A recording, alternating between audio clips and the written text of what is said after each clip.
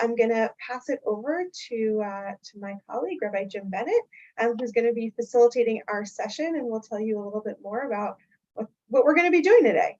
So, Jim. Rabbi Jim, before you get started, somebody's asking for closed captioning, please. Oh, and you know the chat is disabled in case we want to allow that to happen. Okay, thank you for pointing that out. So, closed captions should be back on, and I will take a minute to figure out the chat while Jim starts to do the welcome. Welcome to everybody. It's just great to be together.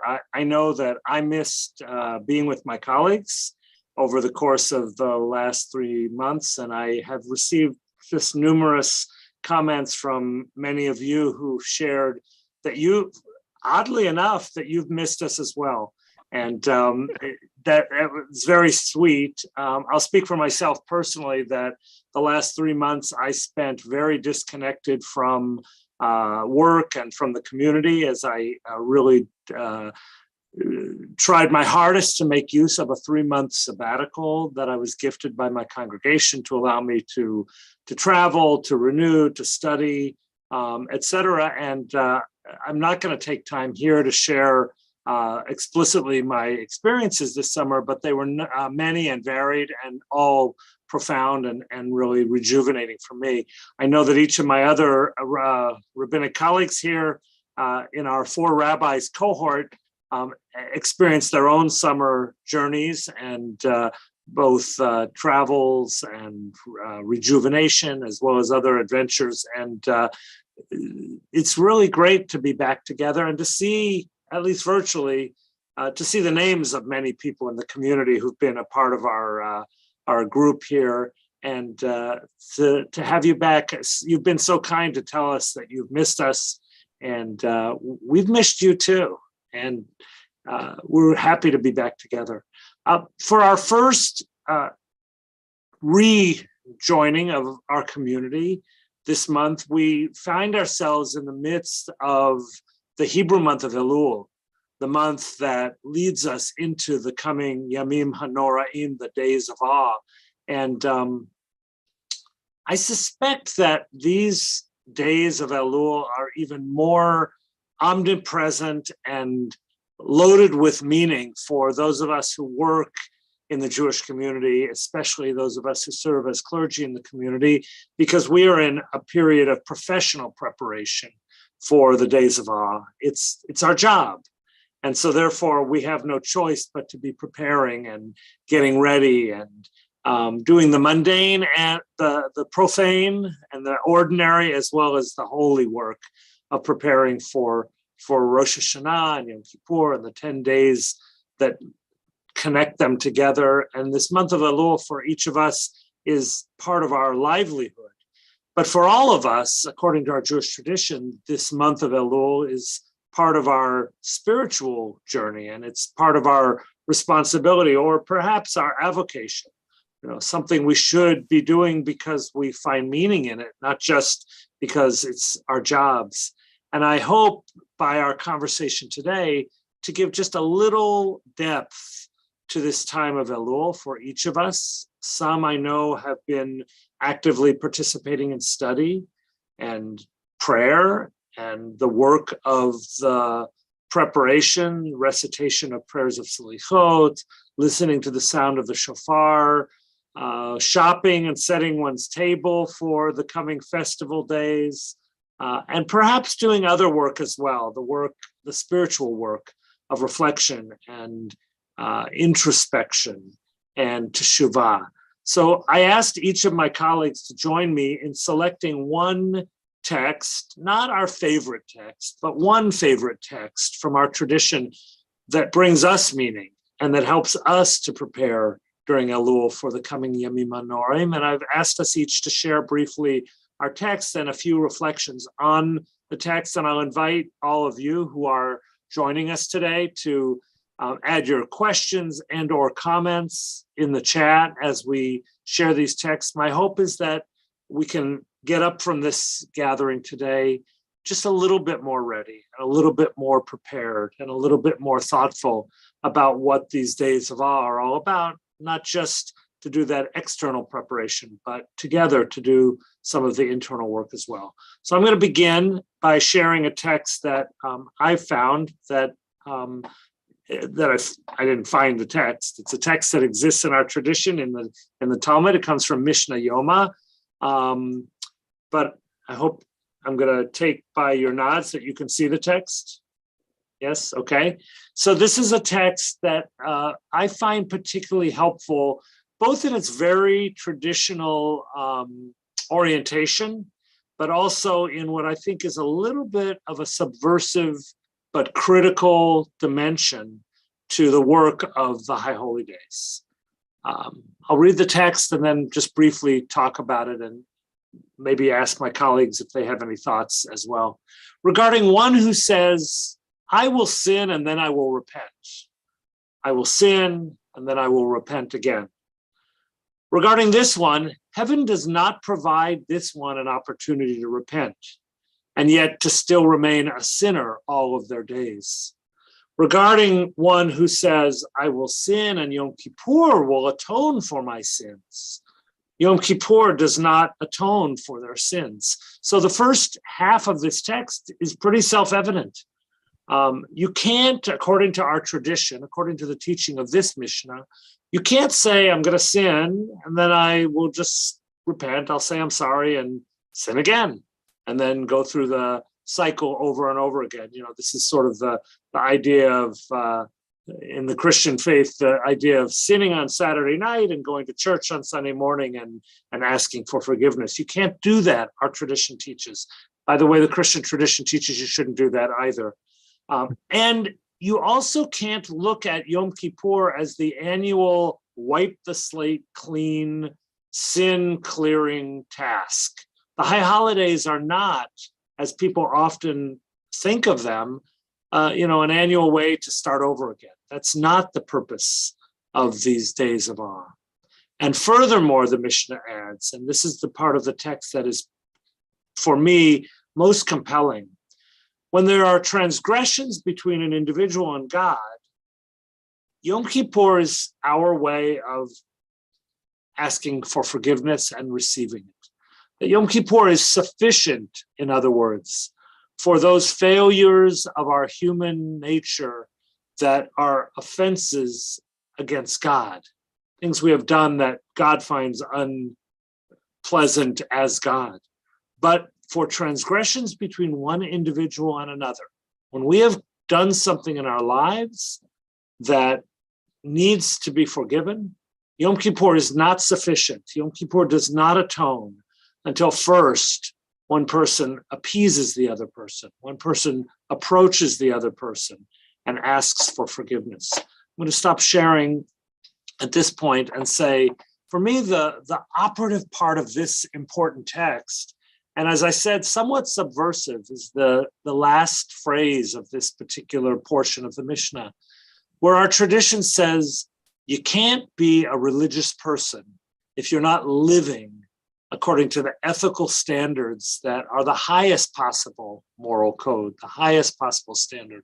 And that means that atonement, while you can approach it in terms of if you've forgotten to light Shabbat candles, or you've eaten food that is forbidden according to the laws of kashrut, or you've failed to be as religiously observant in your faith, that's what Yom Kippur can atone for. You can ask God for forgiveness for your Jewish failings, your spiritual failings. But when you've caused harm to another human being, our tradition is clear and unequivocal.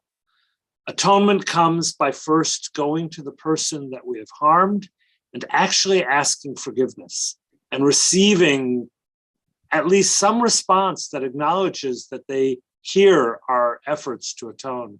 And then perhaps there's an intermediary step of turning to oneself and saying, can I forgive myself for that which I've done? And finally, and only finally, turning to God and asking for forgiveness. I think we probably all can share experiences like this, but I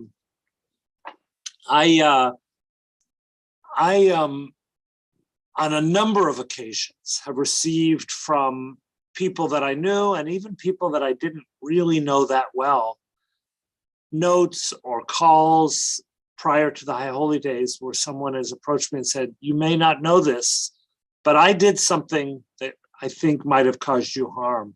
And as we approach the High Holy Days, I want to ask you your forgiveness. The first time it happened, I was caught off guard, actually, and really taken by deep surprise, partially because I didn't really remember the incident, but also because I didn't expect that person to approach me. And when that person shared with me their effort to do atonement with me, I was unprepared. I subsequently have thought about this a great deal. I try and think each year about those who I most need to do that work of reconciliation with. It's impossible to approach everybody, but to whatever degree I'm able, I use these months, these weeks, these days leading into the High Holy Day time period as a way of trying to approach that sense of true atonement. Curious if any of you, my colleagues, have any thoughts about this as well, or if anybody who's watching and listening wants to add any thoughts to this. Carnie, you're muted. You're still muted. Okay. In the meantime, Sorry, am I unmuted now? Yeah, you are. Sorry, could you put the text, Rabbi Jim, you were asked if you could put it in the chat so that people could, because there are a couple of textual questions. Absolutely. Could it go in the chat? Thank you. If I can figure out how to do that, I will. Okay. A little out of practice after 3 months of sabbatical. I will find it and put it in there. But in the meantime, any of you want to comment while I'm searching to figure out where I saved this text? I appreciate that the framing makes it clear that this is not something that is magical, right? This is not show up at the temple or at the synagogue or right, whatever the frame, we're talking thousands of years ago or today, that it's not that you perform the sacrifice or you say the prayer and you're forgiven, that those are supposed to be in some ways markers of being on the other side of this process rather than a ritual that does it on its own. Yeah, anyways, that stood out to me as you were presenting this, Jim. Thank you. Thanks. Anybody else want to share a thought? I'm having trouble figuring out how to copy the text. I'll get to it eventually. If not, I'll ask. No.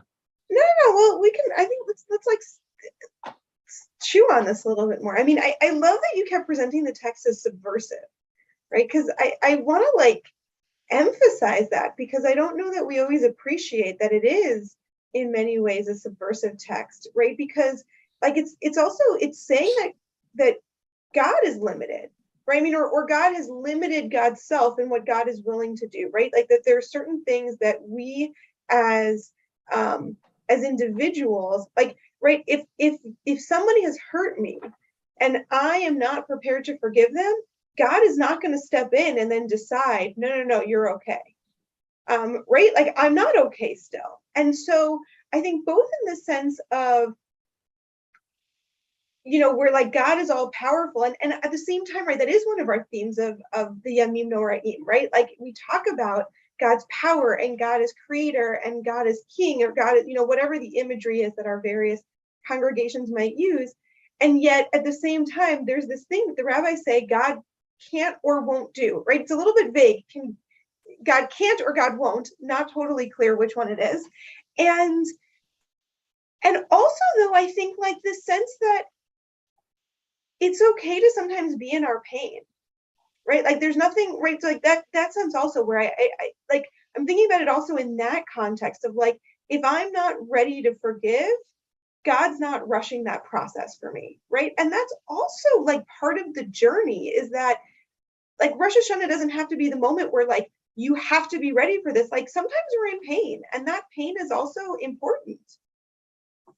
Well, yes. And if I could build on the concept of why I use the word subversive, maybe non-intuitive might be a part of that as well.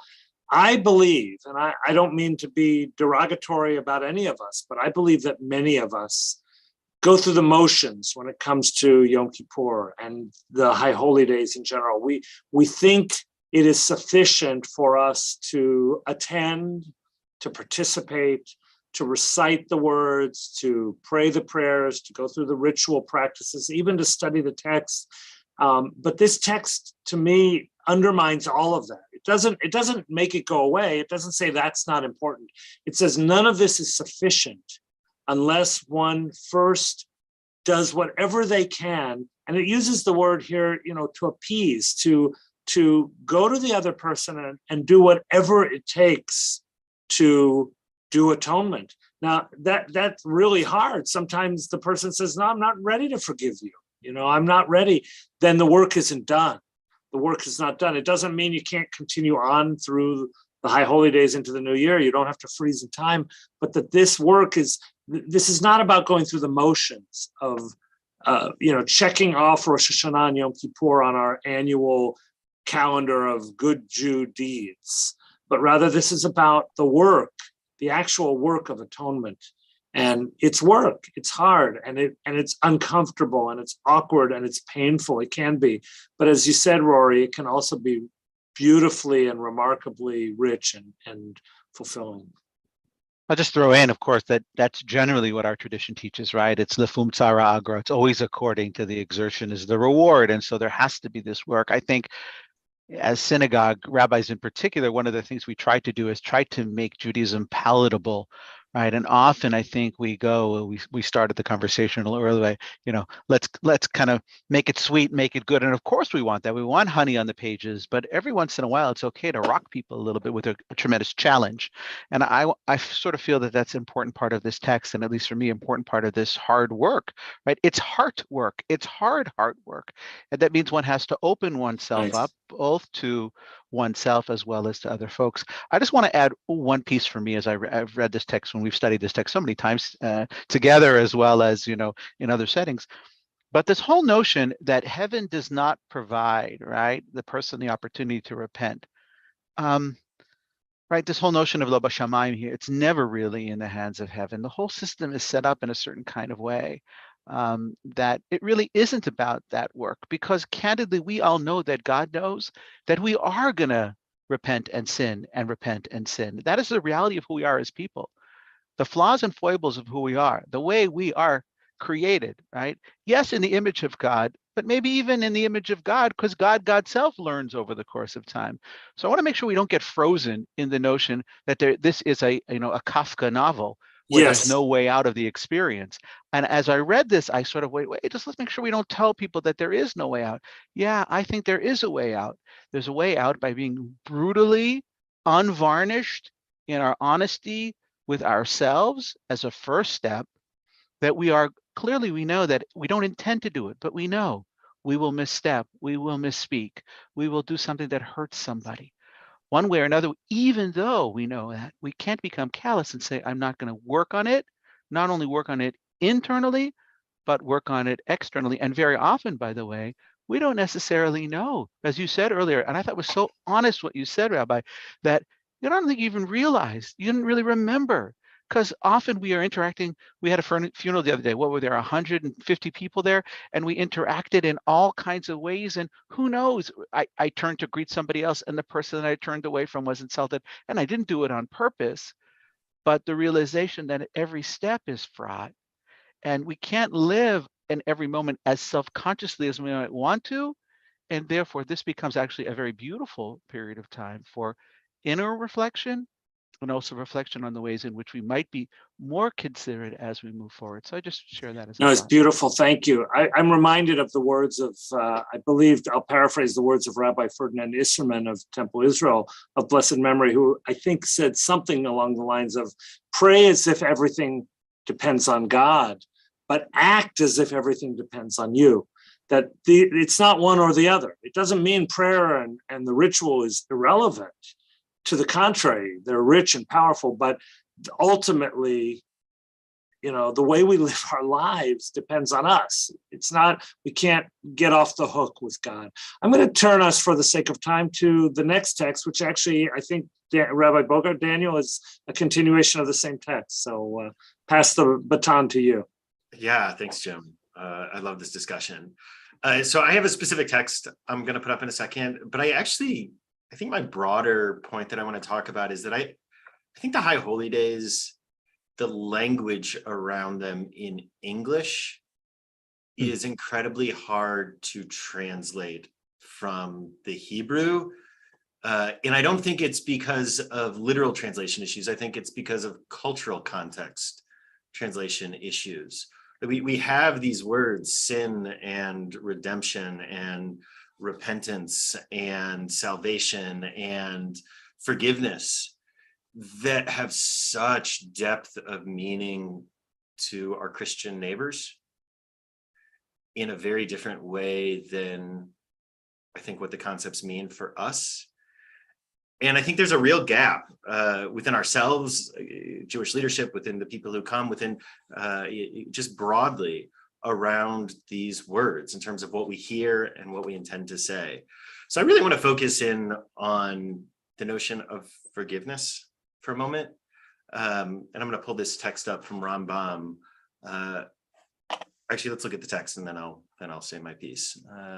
Here we go. Okay, and is this coming up okay? Everyone sees this? Yep. Okay, so this is Rambam Maimonides from Hilchot Tshuva, from the Mishnah Torah, from Rambam's great guide to Jewish living, Jewish law. And this is from the whole section just dealing with tshuva. So it must be emphasized that even if a person restores the money that they owe the person they wronged, he's picking up sort of an imagined situation where there's been a theft, they must appease them and ask to be forgiven. So, right, even if we've already paid back literally the debt that is owed, we still have to ask for forgiveness. Even if a person only upset a colleague by saying certain things, they must appease them and approach them repeatedly until they are forgiven. And if their colleague does not desire to forgive them, then they should bring a group of 3 friends and request forgiveness, right? Really putting yourself out there, making it clear in a public way that, right, in a way that's tough and hard and can feel shameful and self-shaming, that you really recognize you've done wrong. And if the wrong party is not appeased, they should repeat this a second and a third time. And if they still do not want to forgive them, they may let alone and need not pursue the matter further. So the reason I brought this text, and I can copy it into the, I think I can copy it into the chat. No, I lost it, so I'm not going to copy it. I'll copy it during whoever goes next. I'll copy it when they're talking. The reason I brought this is I feel like so often, in fact, I think the most common question I get when it's coming near the holidays from congregants who are struggling is, do I have to forgive this person who has wronged me? And I actually think it's kind of a Christian context of forgiveness. I really, when I look at our tradition, I think the emphasis is strongly, overwhelmingly on how we need to do the self-work of seeing how we have wronged, and we need to seek to be forgiven. But that's very different than an obligation to actually forgive someone who has wronged us. And I feel like because of the English American context around this, so often we think about the holidays as being a time when we need to forgive people who have wronged us. And I really don't think that should be the focus. I really don't think that is the Jewish focus, even as it is an important thing too. But instead, the focus is on us seeking forgiveness for what we have done from the people we have wronged. So really building on what you were saying there, Jim. But to me, this feels so essential and so often misunderstood when it comes to these discussions during the holidays. So we'd love to hear, does this resonate with you all? Is this where you've been at? Maybe not in the direction that you're going right now, but the end of that text reverberates so deeply within me. The notion that at a certain point you're supposed to let it go. But here's the problem, right? How easy is that? Right? That old story of the 2 monks who are walking down the street, right? And they see a woman on the side of the road, and they're not supposed to touch a woman, but one does, right? And he picks a woman up and carries her to the hospital, right? And he's being berated by the other monk the whole way. You're touching a woman, you're touching a woman. Even after they drop her off the hospital, he's berating, you're touching a woman, right? And ultimately, the monk who isn't carrying or didn't carry the woman says, listen, I carried her for a mile. You're carrying her now for 5. Right. The problem, of course, I think for many of us, and maybe for us as religious leaders, especially, I can only speak for myself, okay, for this religious leader, is that long after people have forgiven and forgotten and moved forward, I often carry it much longer. right? It's one of those scars that I wear much longer because maybe I feel like I should know better. I should have been more sensitive. I should have been more attentive. I should have been, and so I carry it. But I think that we end here with the Rambam giving us this permission that is so profoundly important for every human to know that at a certain point you're going to encounter people who do not have it, at least at this moment in time, within them to forgive for an offense that transpired a very, very, very long time ago. And for me, that's a profound teaching, maybe one that I need. And I thank you for bringing this today because I think it's a teaching I need in this year, maybe more so than in years gone by. So thank you, Shakal. Beautiful. Yeah, I want to echo that and say, we look at these texts and this task of teshuvah, of repentance and atonement from different lenses. We look at it from our own lens as far as when we've been harmed and when do we have to let go of the sense of harm and hurt. And we also look at it through the lens of the other who, I can't make you forgive me. I can only do my best to appease you. And ultimately, and what I love also about the Rambam here is that the Rambam gives us a pathway out of that.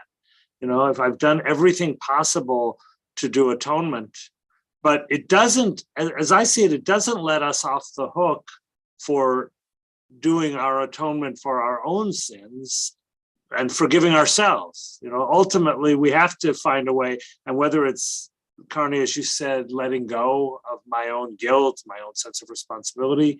I've done everything I can and the person will let go of it. Well, I need to let go of it, even if they won't, and vice versa. So yeah, it's beautiful. Thank you. Really appreciate both those articulations. Jim, in particular, what you just said made me think that, right, I think the emphasis is on the obligation to seek forgiveness as opposed to the obligation to be forgiven. And that's a radically different concept, actually, in the way that it plays out. Yeah. And we've all had people come to us and say, how do I forgive somebody that I don't really forgive, right? And how do I seek forgiveness from someone who won't allow me to, who won't be appeased, to use the Rambam and the Mishnah's language? Those are both really serious dilemmas. And I think there is an effort at a route out of that. I think that's what the tradition's trying to give us a pathway towards. Rory, did you want to add something? I'm thinking about also, adding layers onto all of this.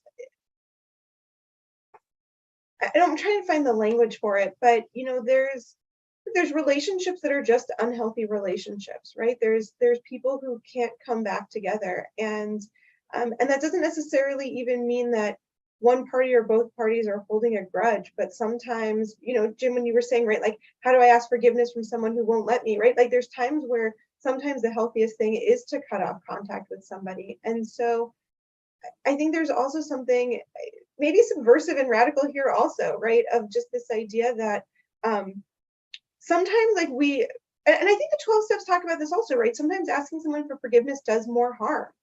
And so recognizing that right, like, we do have to do what we need to do to appease someone, and sometimes that's not a goal that we can ever achieve. And so this idea also that there's, like, before I kind of love this idea that, like, God's not going to intervene, but now we actually do have sort of God or the system intervening, right? So now it's like, okay, listen, we're not going to do this unless you really try, but if you really mean it and you really do this work, but to reach out to this person is going to actually do more active harm, or this person just does not want contact, then the system is willing to say, okay, now we'll fix it for you, right? Like which again kind of relates back to your text, Jim, right? So the system can fix it. The system can kind of resolve this. The system is saying we will not resolve it unless the situation is actually one in which the healthiest thing is to say, you know what, like, Yom Kippur can atone for this, right? Like, God can step in, like leave it alone now.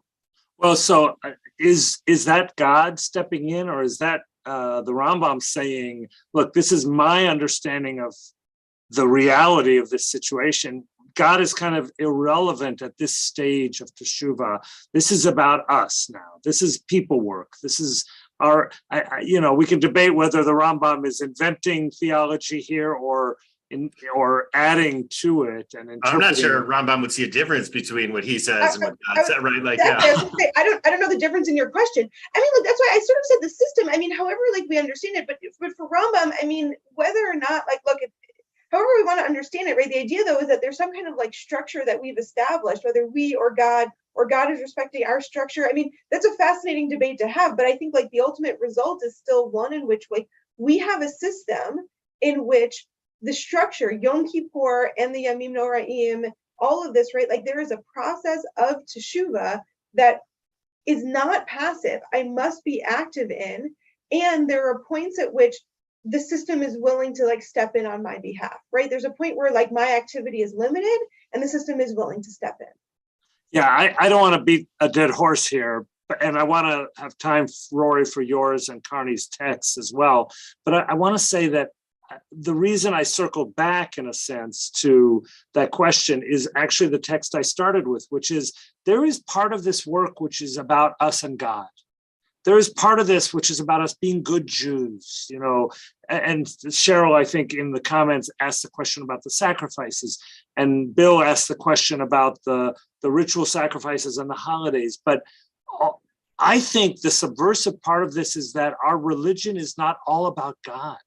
It's God becomes at best on the sidelines of this work. Now, maybe that structure comes from God, or maybe not, Rambam, us, whatever, but that we are a hopefully pragmatic people, and that most of this work of teshuvah is ironically not about God. It's not about the synagogue. It's not about the rituals. It's not about the Torah. It's not about the practices of Jewish faith that have been given us as halakha. It's about the hard work of humanity, of being human beings, and about relationship and about reconciling. And we can frame that as God, or nonetheless. So I'd like to frame it as God and to say that the system itself is set up, right? I think what Rambam is talking about is the meta categories beyond where it is that you've taken it right now, that there's always an escape hatch. There is always a way out of this, that one doesn't live, right, forever flawed by this experience. By the way, of course, this is the Mishnah Torah, right? This is the Rambam saying, here's the second edition of right? This is the real Torah, because I'm going to tell you what the real Torah is, and only the Rambam could get away with this kind of statement. But I think the Rambam is saying there are meta categories, and that should not surprise us, right? We spent so much time at Hartman studying Rambam and trying to understand the meta categories for Rambam. So I do think there's an escape hatch at the end, but it doesn't in any way, shape, or form diminish from what Rabbi Bennett was talking about, which is the hard work that we have to engage in as humans. It does not let us off the hook, but in the final analysis, we are not fatally flawed. We're not forever, right, damned to live in a reality where we cannot gain expiation through the processes that are available to us in each generation and in each era, right? Be those sacrificial, be those through prayer, be those through asking for forgiveness from ourselves and from others. Those processes work. By the way, I think the real question for me, for not for now, but maybe a question to leave, is what's the new category now? Like, what does it mean now in this era to really be asking for forgiveness in a way that is appropriate for this second decade of the 21st century or third decade of the 21st century? What is it going to really mean?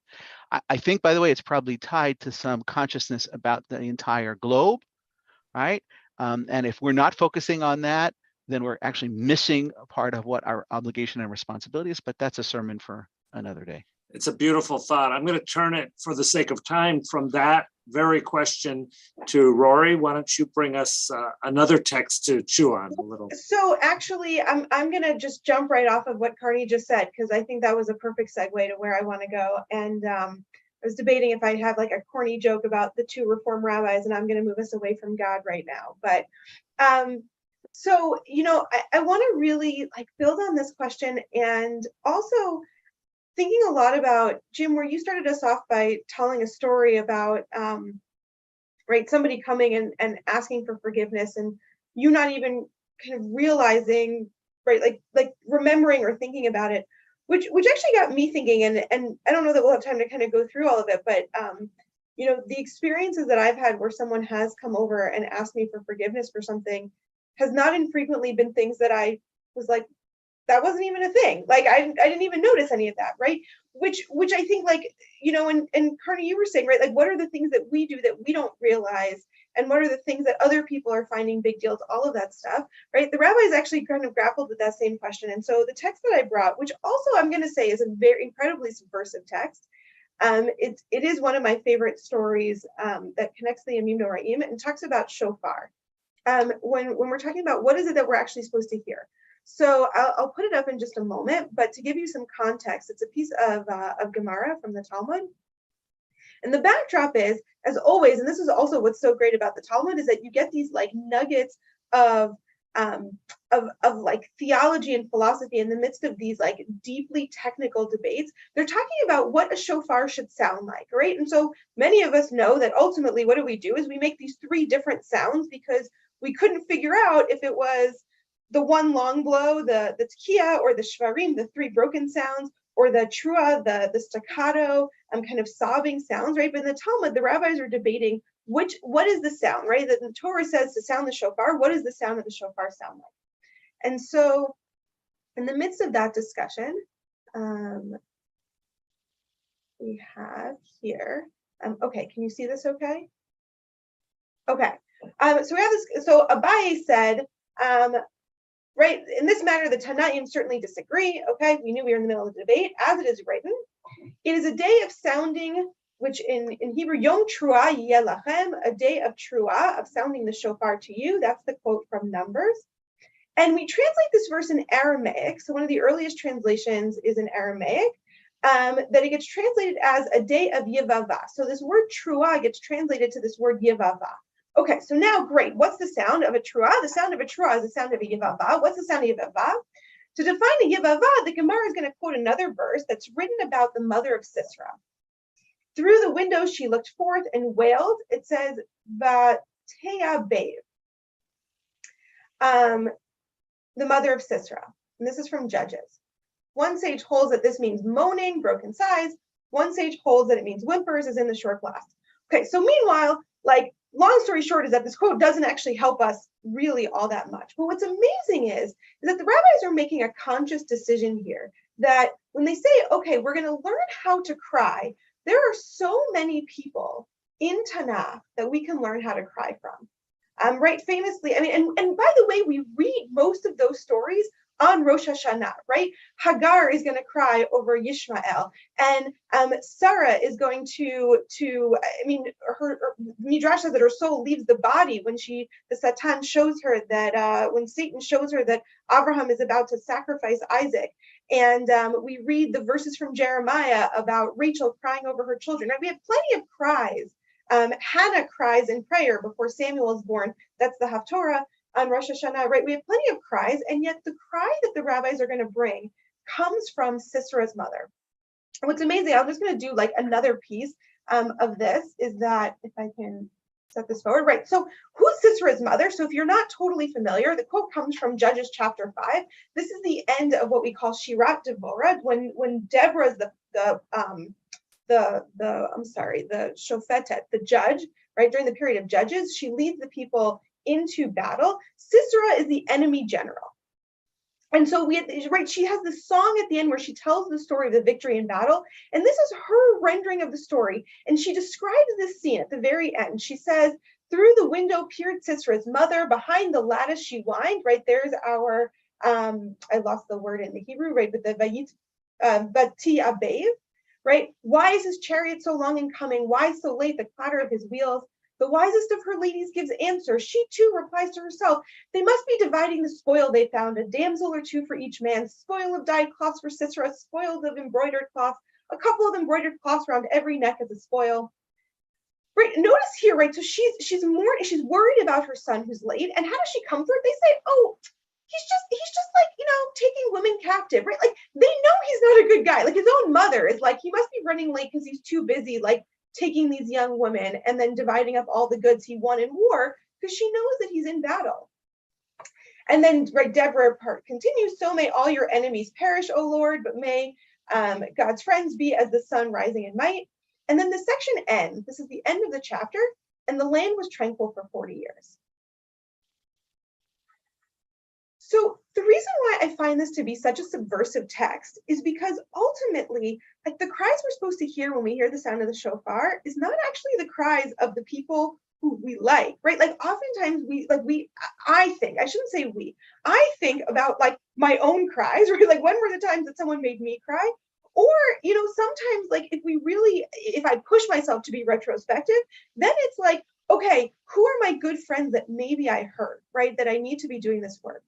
And yet the rabbis are suddenly pushing to say, actually, there's someone that you hurt who you've never even met, right? Like Sisera's mother is not part of the story. She has no role here whatsoever. And by the way, the battle against Sisera, no one's mad about it. In fact, we're celebrating it, and the people get peace for 40 years. Like this was a justified war, right? Killing Sisera is a necessary part of the story. You didn't do anything wrong, but that person still has a mother who's crying, and you're supposed to hear that. I'm not sure that you're necessarily supposed to ask forgiveness for it, right? To kind of like pick up on our theme before. I'm not sure you have to apologize, but you have to hear it. You have to know that even the actions that you did that were 100% justified and for which you benefit great reward, you might have still caused some harm, and someone you don't know might be somewhere hurting. And I find that to be a profound message that the rabbis are trying to give us in this moment. And I wrestle with like how to live that out, right? Because like fundamentally, I don't know who those people are. And I don't feel bad about any of those things. And yet I think the rabbis are really challenging us to, and maybe Carnie, that's sort of what you were saying before, like to think globally, right? Like this isn't just, I was once a kiddish and I accidentally nudged somebody on the shoulder, right? Like this is like, I live in a world in which to live in this world is to inadvertently cause harm to other people. And I don't have to necessarily apologize, but I have to hold it in my heart. Yeah, that is so unbelievably beautiful, Rory, and I'm so glad you brought that text. It does, for me, it does pick up right where Carnie left off in terms of what is the 21st century version of this challenge for us. And I can't help but thinking about this text about Sisera's mother's pain as being ultimately metaphoric for the pain, understanding the sense of empathy that we are commanded, in a sense, to have in order to do true teshuvah, not only for those we like and those we agree with and those who are on our side of the political spectrum, but even the pain experience and understanding the pain experience by our enemies, the people we don't like, the people who are oppositional to us. Sisera is such a bad guy. We celebrate Yael, tricking him and murdering him in his bed. And it's not Sisera's pain, notably, that we're supposed to have empathy for. As you pointed out, his death, as untasteful as it may be, maybe was a justifiable death. His punishment was, he deserved it, I guess. We normally read the text, right, that the land is quiet for 40 years, and we think it's because of the military victory, right? But the land is quiet, I think, because a person in this story listened to the pain of other people and had empathy for that experience. And what creates the quietude and the world peace, right? I don't want to sound like I'm a contestant in a beauty pageant, but but you are. Of course I am. Only today because I wore a suit. But the point here is that the only way to create sheket, right? The only way to create sheket, shalva, shalom, right, is to live in the reality of understanding other people's pain and to appreciate it, to take it into consideration, even in our own moments of victory. What does it mean to leave somebody by the wayside? Or somebody, if there's a winner, there's also a loser. And how do we address that notion in some kind of, I think, complex, sensitive, post-modernity reality that we're questioning for as we have these conversations and read our sacred texts? And so I find this to be, this is not Nevi'im Rishonim taught in some yeshiva. This is not the way we normally teach texts almost anywhere. And what's so brilliant about the way in which you brought it, Maharat Rori, is that in the context of teshuvah, I mean, maybe you want to take it there, but I'd love to hear your kind of statement about it. So in the context of the Amim Noraim, what does this mean for you? I know what it means for me now, but I'd love to hear you kind of articulate it. I mean, for me, it's just profound reflection about where I sit in the world, right? And recognition, because I think also, and maybe that's sort of part of the, I think when, look, I want to be really honest. Like, I think Jim pushed us, right? Like, sometimes we're going through the motions, right? I want to name that because, like, that's true for, I think, I would imagine for everyone, right? Like, we're not always ready for this. And so sometimes we're going through the motions. I feel like in the best scenario, I've done some reflection and I've said, you know what? I really need to call, I really need to call Daniel because I shouldn't have said that thing about him behind his back. And, I need to tell him and I need to apologize for it, right? That's the best that I kind of really get to. Like pushing myself after studying this text, like when the shofar blows, to like actually hear that as, like, in a sense, those are the anonymous cries that I don't know are out there, right? Like, I need the sound of the shofar because I don't know. Like, I know, right? Maybe I know because somebody called me and said, Daniel was really upset when you made that joke. You thought it was funny, but actually he was really upset. Or they're going to call me afterwards and say, you used Daniel as the example on the webinar and it was actually really mean and he didn't appreciate it, right? And like, now you have to call and apologize, right? So like there's that, right? So like I can hear that. Like for me, it's like sitting in shul and hearing the shofar and saying, I don't know whose cries these are, right? Like, it's these anonymous cries, and all I can do is listen.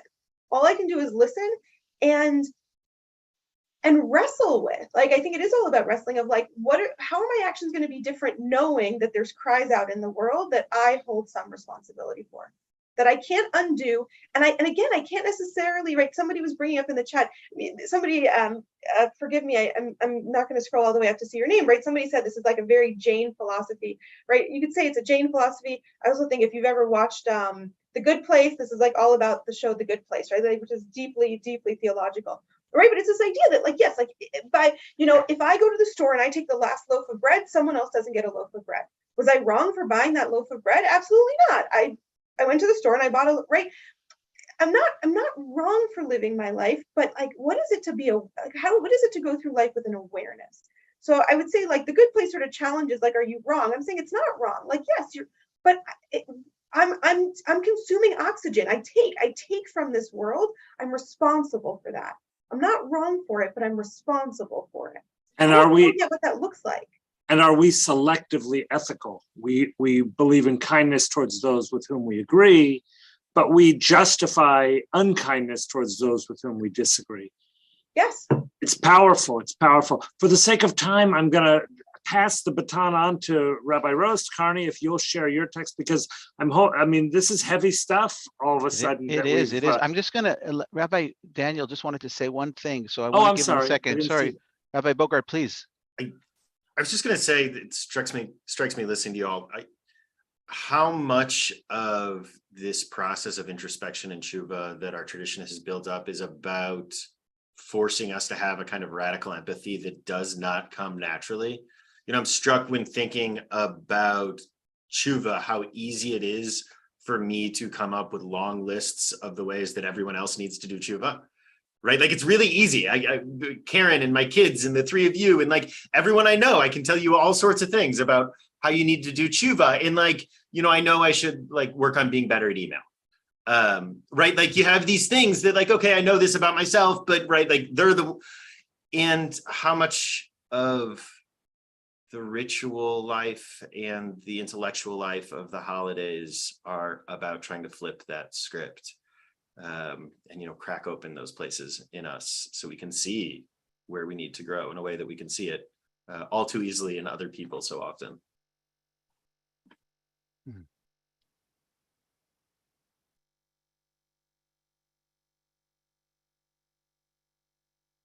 Okay.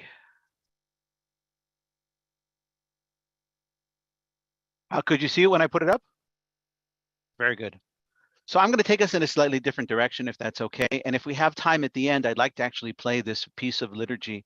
I chose something that I thought might be inspirational for all of us vis-a-vis the Amim Noraim. And for us, the Amim Noraim proper don't only start in Elul, but really I think proper begin with the Slichot, the penitential prayers, which we will begin reciting on Saturday evening.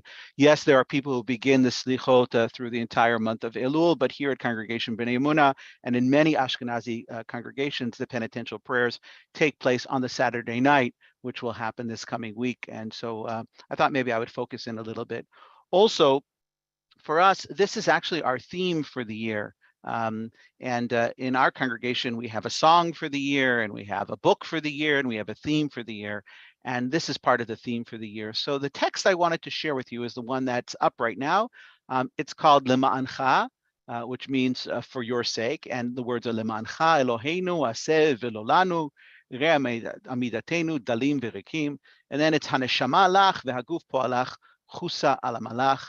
For your own sake, act, our God, and not for ours. Behold, our position standing before you impoverished and empty. The soul is yours and the body is your handiwork. Have mercy on your toil. Of course, we are God's toil. I wanted to focus with you on the words Haneshama lach v'haguf po'alach chusa al amalach. Right, the soul is yours and the body is your handiwork. Have mercy on your toil. First and foremost, I think the thing that I want to point out here is that there is no separation, no bifurcation between the body and the spirit. And for us as Jews, this, I think, is a teaching that we need to share with the world, that our body is impacted by our soul and our soul is impacted by our body in a very integrated kind of way. And despite the fact that there are many who would like to separate between the two, we are obligated, particularly at this time of the year, to think about both the body and the spirit. And of course, much of our ritual is intended at this time of the year, all the way through the most sensuous time of the year, Sukkot, to attempt to integrate both the body and the spirit. But I wanted to comment for a moment on the words Haneshama lach v'haguf po'alach and focus it on one particular word. And if you can see the word I'm talking about here is the word chusa. Chusa. Everybody see that word? Chusa. And I want to take us to a very different place, a very different text, by reading with you a section from the book of Yonah. Right, the book of Jonah, which is historically, traditionally read in the afternoon of Yom Kippur, right? Usually the entirety of the book in traditional settings, in less traditional settings, selections. But it says, the Lord said, you cared about the plant which you did not work for and which you did not grow, which appeared overnight and perished overnight, okay? These are the words of God saying to Yonah when he laments the fact that the kikayon, the plant that was planted, right, died. And what happens? Jonah gets despondent about the death of the plant. And so God turns to him and says, you got despondent about a plant, right? Vayomer Adonai ata chasta. Do you see the word? Chusa, chasta, ala kikayon asher lo amalta, which you did not work for. So these words, chasta and amalta, appear, by the way, as I said, in the slichot, in the penitential prayers, slightly different versions thereof. But they're repeated, and it can't be that those who put together the liturgy did not appreciate and understand that they were utilizing words that come from where? From Sefer Yonah, from Megillat Yonah, right? You amalta bo, you didn't work for it. Velo gidalta, you didn't raise it. Sheven laila haya, uvin laila avad. It disappeared within just a moment. And I wanted to pick up on this word chusa, which will be the main teaching that I want to share with us today, is the notion of what is the word chusa mean, right? We can see in the translation, the notion that what? Well, this notion of chusa means something like, I don't know, troubled over, bothered by, right? This is the notion of chusa, right? But I want to go into it a little bit in a slightly different fashion. I don't know if anybody else has read this book. I think my mom, who's on this, always on these wonderful Zooms, read this book, Einstein and the Rabbi, by our teacher, Naomi Levy. So Naomi Levy, who actually sat on my rabbinical school admissions committee, she made a terrible mistake by admitting me, but she was on the committee, teaches a beautiful approach to help calm the negative voices yelling at us from within using one Hebrew word. And it's particularly true at this time of the year when I think we spend a little bit too much time maybe beating ourselves up both inside and outside, as it were. Chusa, from the above verse, chusa ala malach, right? Have compassion, or have chusa on your creations. Chusa, she posits, makes a wonderful sound like waves crashing against the shore, right? Chusa, Chusa. There's kind of a whoosh to the word, a feeling of uplift and cleansing. Rabbi Levi interprets chusa this way. It's not pity, not mercy, not just compassion. Chusa is a special kind of love that an artist has for her own creation, even when it's imperfect. It's a compassion for something that's flawed. Chusa involves the absence of judgment. The prayer Haneshamalach, which we quoted above, has us plead with God to have compassion and tenderness for the soul and the body that God created, of others, of course, but also for ourselves. And so we plead with God to have compassion on us, no matter how many our flaws are. We all know that what chusa is. Chusa is the way we love our children, even though they're occasionally messy, quirky, and unique. At least those are my children. And actually, their uniquenesses make them even more beautiful to us, right? They're even more beautiful because they are individuals. Chusa is the way we love their artwork and put it on our walls and our refrigerators, even when it's a mere scribble on paper. Chusa is the voice of the soul that says, try again. It's okay. You are precious. So I wanted to share here the notion of chusa al amalach, what we're asking for from God and from ourselves as creatures created in the divine image who are trying to be involved in imitatio Dei, understanding that the creator of all operates with one word in mind, chusa, chusa, chusa al amalach. Those things that you, God, toiled to create, that's us, right? God has mercy on us, and therefore we should try in our lives to have as much compassion or chusa. Here's one of those problems again where you don't have a word in English that actually does it, not one single word. So chusa al amalach. And since I left myself a couple of moments, I just want you to feel the uplift, the whoosh of chusa, okay? And I want to try to do it through having us listen to Eitan Katz. Eitan Katz, clearly in the school of Shlomo Carlebach, Rabbi Shlomo Carlebach, very influenced. And he wrote this beautiful nigun, which actually I heard for the first time when I was at Camp Ramah in Wisconsin. I never heard it. And we're listening to it at the third meal of Shabbat, which is the most introspective period of time during the course, at least for me, the most introspective period of time of Shabbat, as the sun is beginning to set. And hundreds of young people were sitting around singing this song, and literally found myself in tears, right? Not only because of the melody and the passion of the young people, but the whole notion of Haneshamalach v'haguf palach, right? Our bodies and our souls are yours. And we can't live, neither our bodies nor our spirits can live or stand or exist in any way, shape, or form without this beautiful notion of the chusa. And so I think Eitan Katz captures it. And then after that, I think we have enough time for some reflections from the group here, because I tried to speak quickly. I hope I didn't go too quickly.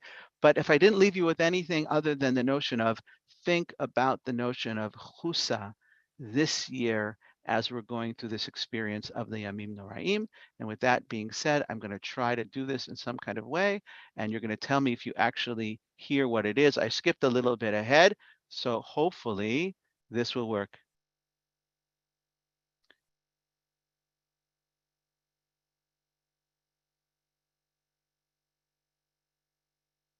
I got to do it a different way.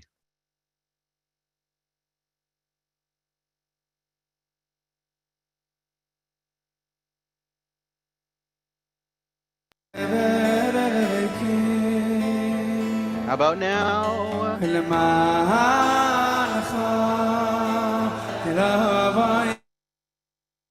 Anybody hearing it? We were hearing it, and then it just stopped. It stopped. Carnie, do you want to put the link in the chat and I can put it up?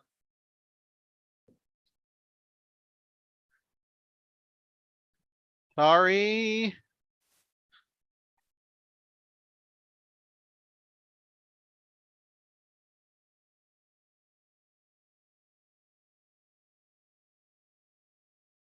I didn't hear anyone forgive Carnie, so I think he needs to ask You're more forgiven. times. That's how it works, right? Is that? Jim, you keep forgiving on behalf of other people, and this. I'm only forgiving from me. I only have authority over my own forgiveness. We got it?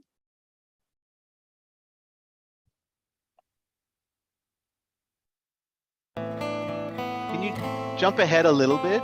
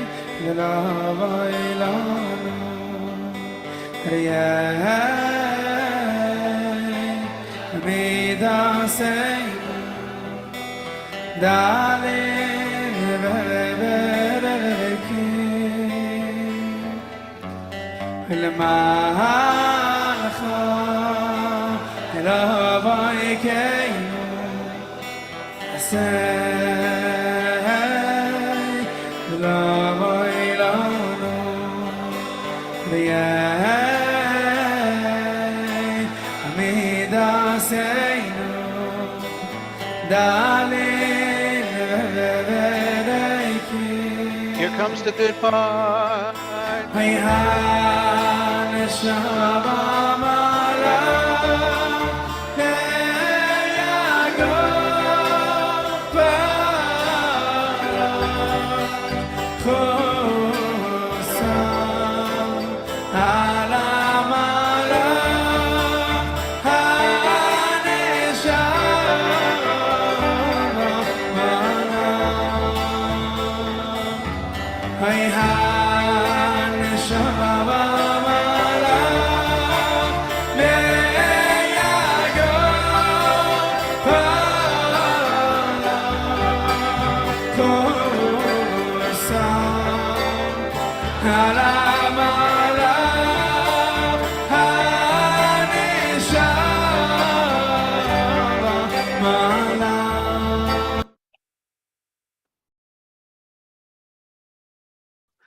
You can go to your own opportunity to listen to it, but you can get the sense of the chusa, right? The whoosh and the power of this particular nigun, which is part of the slichot, the penitential prayers.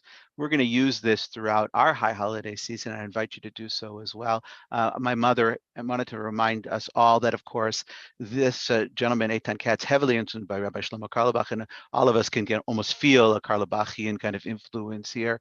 By the way, probably all of us feel Carlebachian influence in so much of today's Jewish music.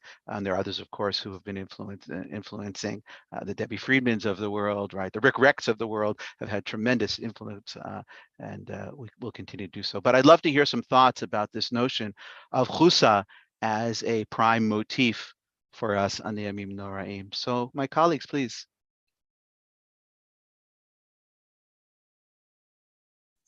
I was vigorously taking notes. This was just, I've never heard this connection before. So I want to really thank you for it.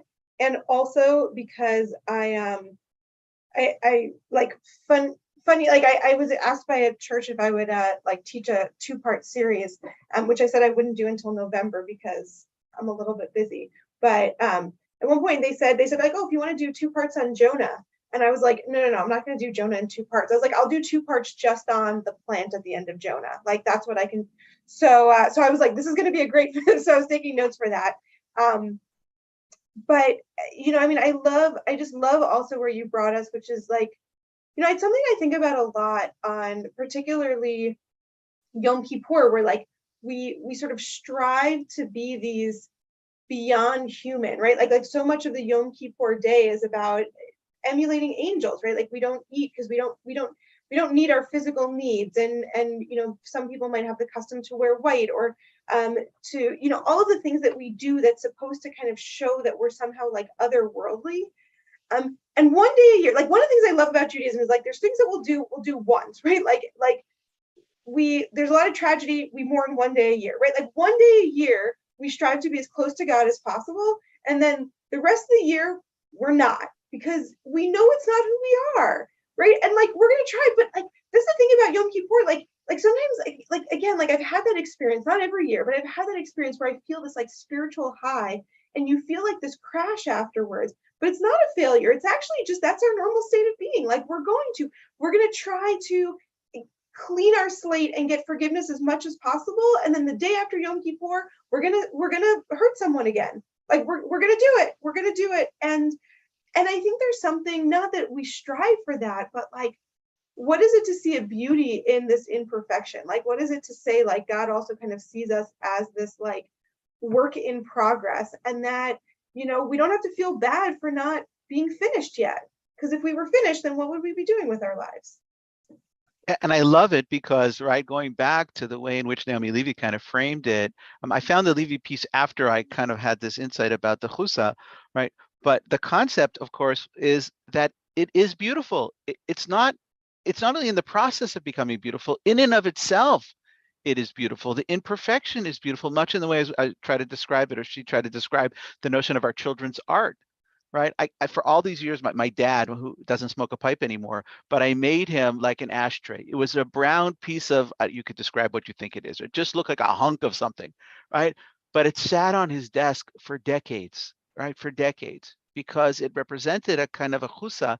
This is my uncle made this, or this is my child made it, or this is my, my kid made it, right? People love these things, and we love them in a way that is so chusa, right? It's so whoosh, uplift, and it just says, okay, objectively speaking, it may look flawed and foibled and ugly, but to me, it is the single most beautiful.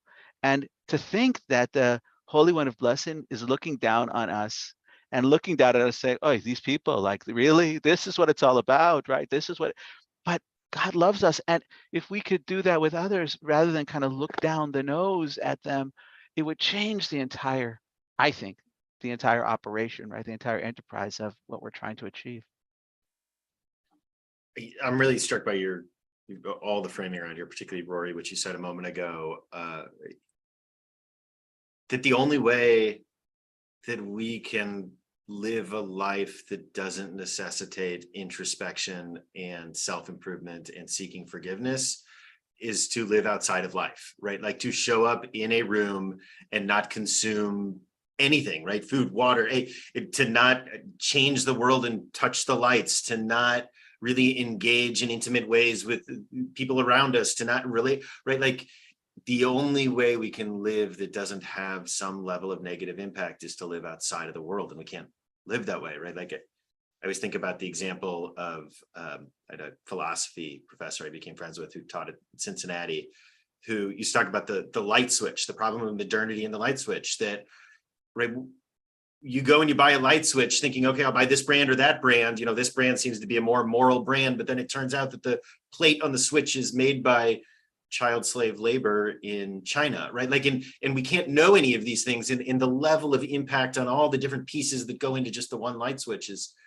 so enormous, and the complexity of it all. And we can't live in a world without needing to seek to become better or forgiveness. And Yom Kippur isn't the way. We can't stay there for more than a day, right? Like, and in fact, right, I think it's the only holiday, unless I'm thinking of something else, that doesn't get a second day, even outside of the land of Israel, right? Because you just can't. It doesn't matter how important it is. You can't live there for more than a day. I'll tell you, when I was a rabbi in Japan, there was an argument as to whether or not we were over the international dayline. And so there were people who actually fasted for 2 days. And I remember, I won't name the rabbi who said this, it was an Orthodox rabbi who came as a dignitary to visit in Tokyo. And he said, this is narishkeit, right? This is just ridiculous behavior, because as exactly as Rabbi Daniel just said, right? Yom Kippur is a singular day, right? It is Shabbat Shabbaton. It is a once a year experience. And I think Rory was indicating, Maharat Rori was indicating this too, right? We can only do this for one day, because if we stay in that modality, we're lost. We can't live in this. You can't live this way, because it's the wrong modality. It's a 25-hour experience, and that's it. And just to emphasize that, because I love, and I know, Jim, you're taking it back, but I just want to emphasize, part of what I love also about where Yom Kippur is that, right? So if you go back to the whole idea of adding a second day, because maybe we're not sure which day it is. So we have a 2-day Rosh Hashanah. We still, by the time we get to Yom Kippur, have 1 day, but then Sukkot that comes 5 days later, for those of us who do the second day, we're back to 2 days again. So it's not like we've convinced ourselves that we've resolved the calendar. We know that we're still unsure, and yet all the more so, Yom Kippur still can only happen for 1 day. And true expiation doesn't come to the very end of that process too, by the way, right? Because if you didn't do it on Yom Kippur, really the ink isn't dry until the very, very end, right? So it's even more so. That's beautiful. That's a great connection. And so, yes, beautiful. The Four Rabbis is a 75-minute occasion that also comes to an end. And we're about to reach that limit. What a transition. There Ooh. you go. How's that? So, I am so deeply moved, Carnie, by this beautiful text that you brought, the beautiful music of Eitan Katz that you've shared, and the challenge to all of us to think about this on multiple levels. Asking God to accept us in our imperfection as God's creation. Also thinking of ourselves in the same way as being able to look at the work of our hands, the work of our lives, through all its imperfection, and to forgive ourselves, and to, chusa aleinu, chusa al atzmenu, to have this sense of chusa on each other and on ourselves. And it ties us all back together to this work of teshuvah that we've been talking about throughout our time together, that we have a lot of work to be done, but it is attainable. It is possible. And I pray for each one of us as we enter this time of holiness, as we approach these Yamim HaNoraim, the awe-filled days. They're not so awful. They're filled with awe, that we can find ways to do this work with ourselves, with each other, between us and God, and that the world will be better just a little bit by this. And I'm grateful that so many of you have joined with us, and I'm immensely grateful to my colleagues, as always, for sharing your wisdom with each other and with our community. And look forward to this continuing each month. Rory, I'll give you back the last word just to do some housekeeping. Rory can have the last word. I got a question about what could we read that might be helpful in this kind of conversation. So I want to recommend two things, and maybe somebody else has some thoughts, or maybe three things. Number one, I'd like to recommend this book, God in Your Body, by Jay Michelson. It's a really powerful book if people are looking for that kind of experience for the Yamim Noraim, bringing together body and spirit. There is a wonderful book by Alan Liu, Rabbi Alan Liu, blessed memory, on the high holidays. That's very powerful. And a book not by a Jew, but called Sins of the Spirit, right? Blessings of the Flesh, which is sort of a reversal by Matthew Fox. Also a really, really powerful book. Okay, so maybe anybody else want to just throw something out that would be good for Yamim Noraim that people could read as they're looking for something to do while the rabbi's droning on during his sermon or her sermon. We want them listening. We want them listening. Yeah. Okay, but if you wanted to read and listen, those would be some I would suggest. Yeah, those are beautiful. I haven't read it yet, but a friend to, I think many of us, Rabbi Daniel Bogard, has a book that just came out today. What is it about, like repentance in a world that's sort of unrepentant? There's a better title, but it just came out today. So looks great. Yeah, that could be a good book for it. And we can continue to share all about all of these opportunities. I just want to thank everyone. We're going to really try to be mindful of time. We're going to end here on time, but to thank you all. So we will be continuing. As I said, you should have the dates in your email. And one of the things we're also trying to do for this coming year, some of us will have other travel opportunities or things like that, but we are going to be trying to bring in some other guests and other voices. So we did hear that as feedback, and we'll be working on that as well. But for now, we're just going to I think I could speak on behalf of everyone to just really wish everyone a Shana Tova, a happy new year, a year of health and sweetness and all good things. And we're just excited to get to share part of that year with all of you. So thank you all, and we will see you soon.